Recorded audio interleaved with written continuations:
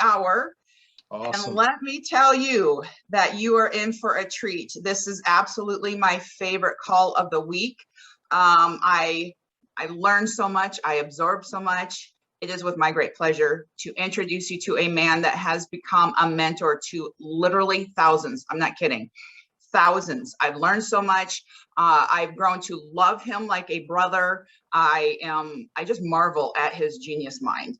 So please pay close attention to everything that Greg Baldwin has to say. On that note, Greg Baldwin, take it away. Hey, thank you so much for that wonderful introduction, Nalani. And as you know how I feel about you, and I say this all the time because I get it.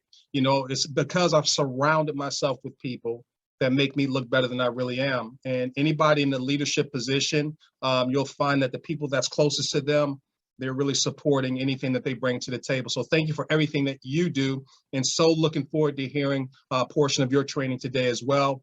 And to all the global community members, hey, welcome to today's Locker Room Talk. And very, very excited about what we're going to be sharing with each and every one of you today. And to all of the newest members, we want to welcome you as well with open arms. And this is our Saturday Locker Room Talk, and it is a locker room talk. And so if we get down to the nitty gritty, there's nothing pretentious here. I want to encourage you to take out pen and paper to take down some copious notes, because this is all about leadership development. Sometimes I have a tendency, or some of the leaders have a tendency to say some things that you may or may not like, but charge everything that's being said in the locker room talk to our head and not our hearts, because we sincerely want to see each and every one of you flat out successful. And so we're going to go ahead and jump right into it. You guys are going to also be hearing from Alan Delaney as well today. So we got a jam-packed locker room training for each and every one of you. What I want to do before we get into the how-tos today, I want to talk to you guys about, you know, the law of belief. And the reason why I want to go over this is because, you know, we have a deadline that we're looking to meet come September 1st. And that's not just the end, that's the beginning. But we want to make sure that we're adding a bunch of logs to the fire, if you will, moving forward come September 1st. And in order for us to do that collectively, your belief has to be on 100%, because 1% doubt and you are out. And so my goal before we turn it over to Alan and Alani is to make sure your belief level is 100%. You're inoculated, if you will, against the negative naysayers out there in the world. So there's many of us out here, when you look at the spectrum of questioning whether this is legal, and then there's people at the other end of the spectrum like myself that flat out understands that this is a genius project of epic proportion that is going to revolutionize the way in which people generate funding, if you will, and everything in between. And so can many of you remember a time and place whereby we were told to never pick up hitchhikers, and it was just unheard of to do so? We were told, we were spanked, we were told never to do that. And then here comes a company that disrupts the industry, and it's called Uber. And guess what we do? They created a gig economy picking up hitchhikers. So the belief has shifted from never picking up hitchhikers or strangers to it becoming a gig economy. That is what we're talking about in terms of an industry disruptor. And you guys hear David Rosen and myself and other leaders, we talk about we are disrupting the fundraising industry. And I want to share something with each and every one of you and I'm going to read an email. I'm not going to mention any names or anything like that, but I want to do this because I know that some of you out there may be on that spectrum of, well, is it legal? I'm not sure if I want to talk to people, and you're not bulletproof. My intentions today is to make sure that you're bulletproof, so that when we get off this training today, you're going to talk to anyone that you know and love and pack out the 2:00 p.m. excuse me, overview call that we're going to have this afternoon. So let me read this to you, because some of you will be able to relate, because I want you guys to understand that corporate receives emails and gets different things as well. And I'm going to inoculate you guys with the kind of perspective that you need in order to be successful. But before I do that, let me go ahead and share my screen real quickly, and then I'm going to read this to you, and we're going to break this thing down for each and every one of you. Oops, let me go back. Okay, so this was someone that sent out the video, a presentation, whatever the case may be, and this is the response. Like I said, it's no names here. This is just a training moment for each and every one of you. So the response was in an email: I've watched the video you sent me and checked out the website. I realized I could just say I'm not interested, But I have to be honest about this. Regardless of the positive images, philanthropic sentiments, and the founder's intentions, the underlying core of this business as a pyramid scheme cannot be ignored. First, crowdfunding is meant to supply funds to a particular project and/or person, often philanthropic and innovative, with no expectation of compensation.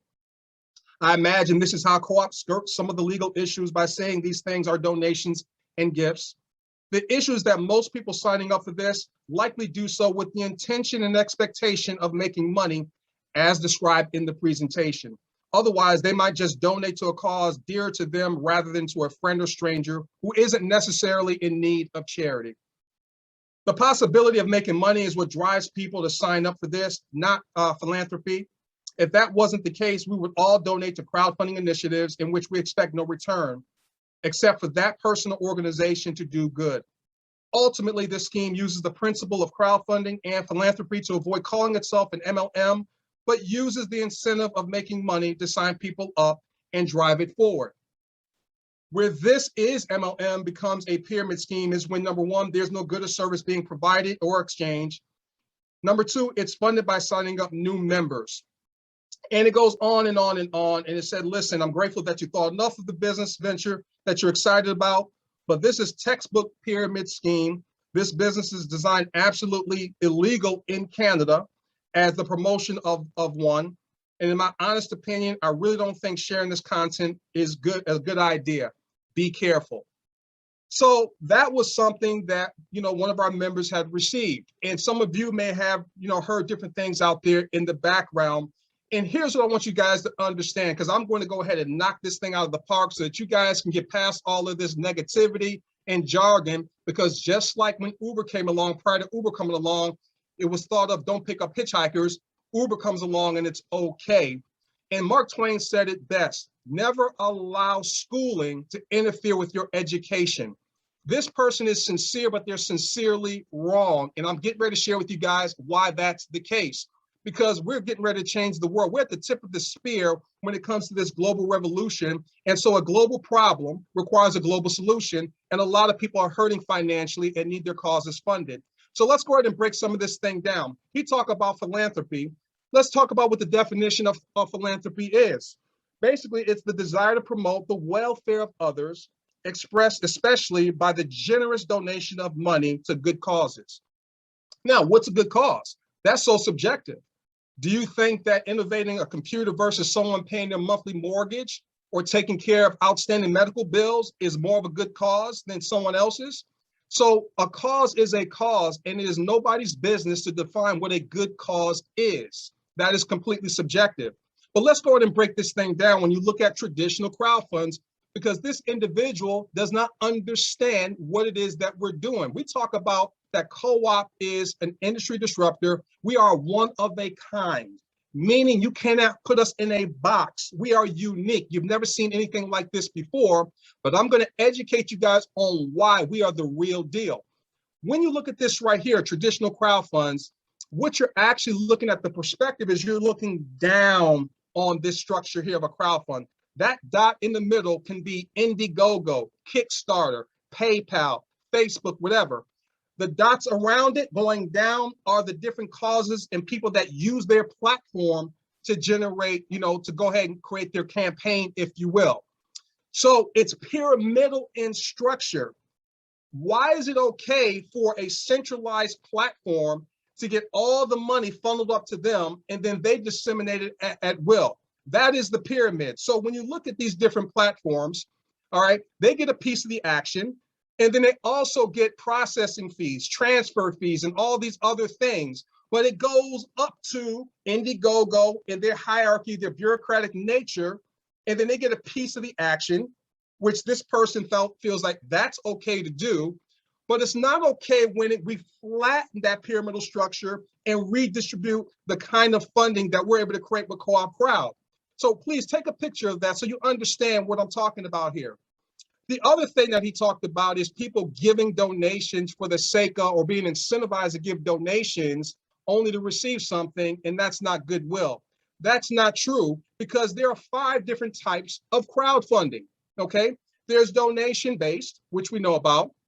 There is debt-based crowdfunding, all right, where you go ahead and you give, you create a campaign to get funded with the expectation of paying it back. There's also rewards-based. So who would do a rewards-based crowdfunding project? Well, with the intent of donating to the cause in order to receive discounts or maybe a discount on the product that they're donating towards. Then there is equity-based. Equity-based is when you donate into an equity-based crowd fund, and then with the expectation of getting a return of a piece or equity position in the company, right? And then you have real estate-based, where it's a pool of people that are able to come together and they go ahead and put it into a real estate deal to buy an apartment complex or whatever the case may be, typically a minimum of like $5,000, all right? In the expectation of getting a return on a quarterly basis. So this notion of what we're doing is incentivizing people to donate because they want to get something in return as we're doing something wrong is absolutely nonsense, ladies and gentlemen, because there are other crowdfunding platforms out there that is exactly what they do. They create the campaign to incentivize people to donate. And what we're doing is a philanthropy, if you will. We're changing the world. We're looking to eradicate poverty. We're looking for people to hit their number to cover their monthly expenses. So I'm sharing this with each and every one of you because you're going to be dealing with this kind of, let's say, mindset, which is the old guard. They're not ready to be innovative. They don't understand that we're moving into a brand new reality, and the Internet of Things is making this all possible. Now let's look at CoopCrowd, our crowdfunding. Look at the difference here. It's distributed. We are literally, it's not a hierarchy. We get paid 100%. So in order to get paid 100%, that means it's not going up to a hierarchy just to a CEO. And then you have administrators and regional managers and all that kind of stuff that you have to pay and employees. It is flattening, all right, the pyramidal structure of all the other traditional crowdfunding platforms and goes into the pockets and the bank accounts or your decentralized wallet. Because that's the other thing I want you guys to understand about the traditional crowd funds is that when you're ready, when it's time to withdraw your money, it can take anywhere from 2 to 5 business days, and it depends on the processing of your bank.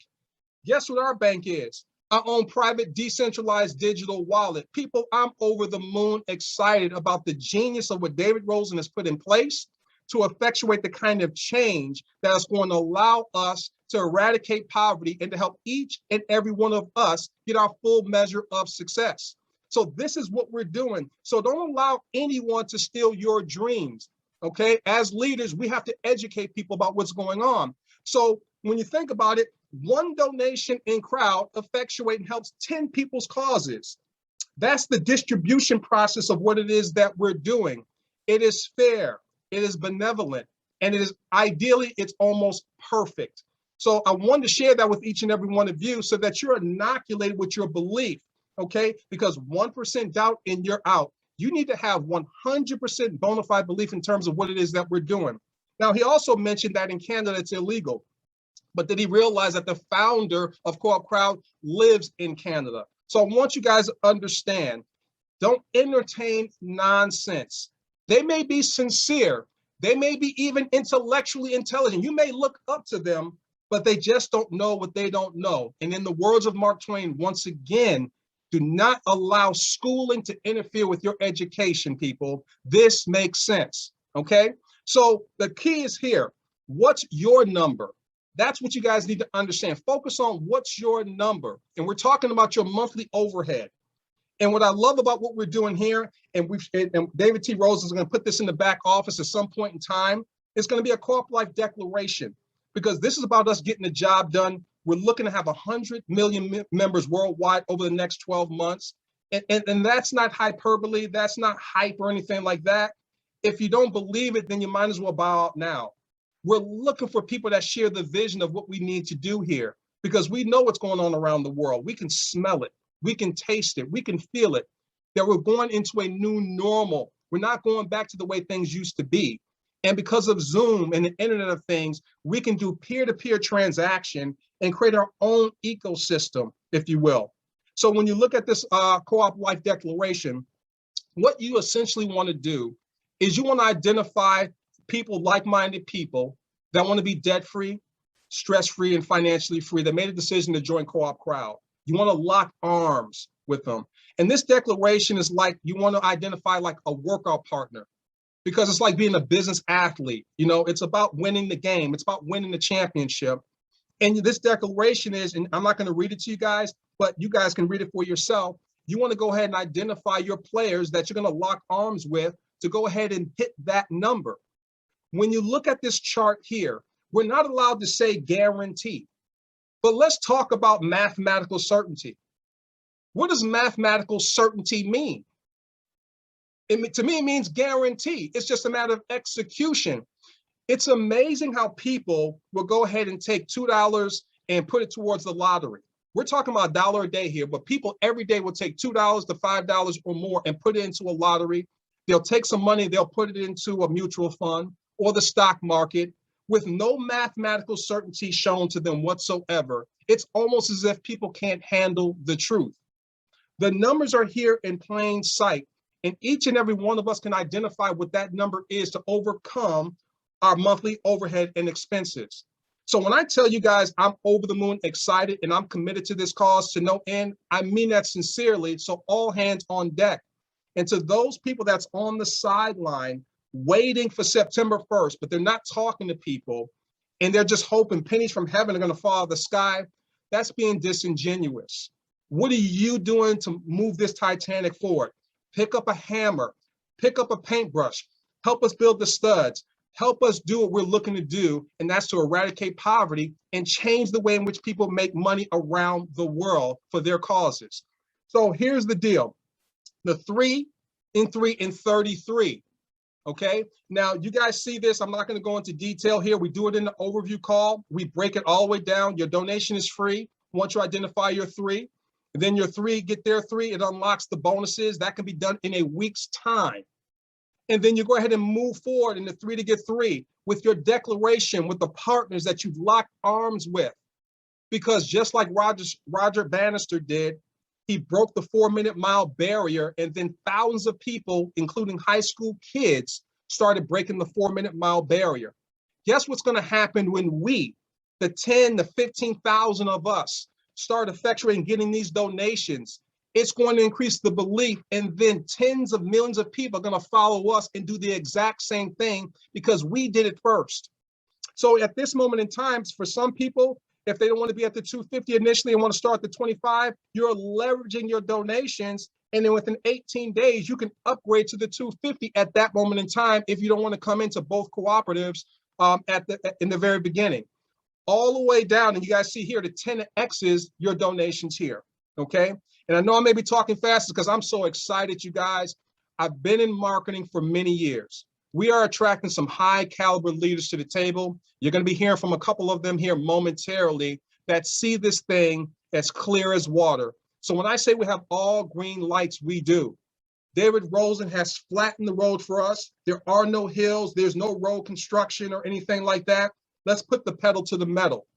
So you take this all the way down, and for 33 days, you can see here, in days 2019 through 21, $4,183 in residual donations toward your cause. We're talking about 90% of the global population's monthly expenses being covered. If we just did that, people, we've effectuated the kind of change that we're looking to do. And then all the way down throughout the entire process in 33 days, you're talking about close to $1 million in residual donations. And in 30 days, actually, it's $1,042,000. And it's real numbers to a mathematical certainty. And we'll talk about that at a later time. So just for your purposes here, the bottom line is identify your 3 cat quick. Get them today. But within 3 days, you should be able to identify 3 people who want to be debt-free, stress-free, and financially free here. So guys, take a screenshot of this. So if you have zero personal donors, he's still set up where you receive up to 2 levels of donations. Where do they do that in any other project where they're willing to reward you for doing nothing? So think about how powerful that is. This was designed to truly be benevolent and help people around the world. So I'm flat out excited about this. So we are the global solution to a global problem. I want to inoculate all of our global family members to get out here and talk to people and beat your chest. Ask them to get on a conference call Ask them to say yes or no to the information and not what they think that it is. So we're the tip of the spear for global change, you guys. We're building a model ecosystem for others to do in their own space. We are that revolution. We are that company. And I hope you guys see what I'm saying here, and you guys take massive action, because I know that I am. So I'm going to go ahead and stop my screen share here real quickly.